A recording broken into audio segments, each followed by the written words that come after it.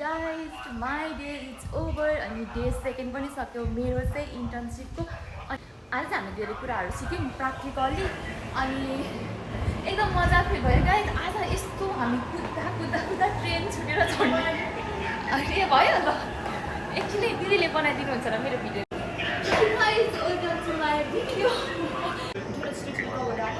अनि आज चाहिँ हामीले उयो लड्न गएको प्र्याक्टिकल्ली। आज चाहिँ अनि त्योहरू मजा पनि भयो, एकदम धेरै थकाइ लागेको छ।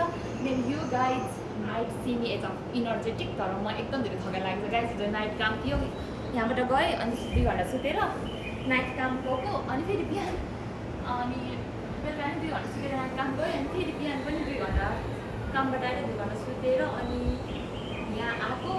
त्यो पनि झन् मेरो ट्रेन छुटेछ त्यस्तो भएको, तर पनि इनर्जेटिक देख्नु भयो भने पनि लास्ट ट्रेन थालेको दिन चाहिँ यसरी सक्छ। अनि अब गएर चाहिँ हाम्रो फेरि कति म निस्किया छ के कसम छ भने पागल यतिमा राख्नु भएको छ अनि म यहाँ तिमी यत्रो डल्लो देखाएको डल्लो।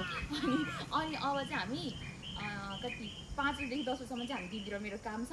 युवा केटीमा झरेर काम जान्छौँ। मेरो त नाइट मात्रै छ। इनर्जेटिक देख्छ होला तर शीतलमा आऊ लास्टै हो गाइस। सुतेको छैन 4 घन्टा बाहेक सुतेको छैन म त। अझ मुख पनि नधोइकन यहाँ आएको अनि त्यसपछि सनस्क्रिन र चाहिँ मोइस्चराइजर लिएर आएको थिएँ। अनि त्यसपछि यहीँ टोइलेटमा गएर अनि अलिअलि गरिदिएर यस्तै हो मेरो दिन। यसरी नै बित्दैछ guys. Bye bye, see you.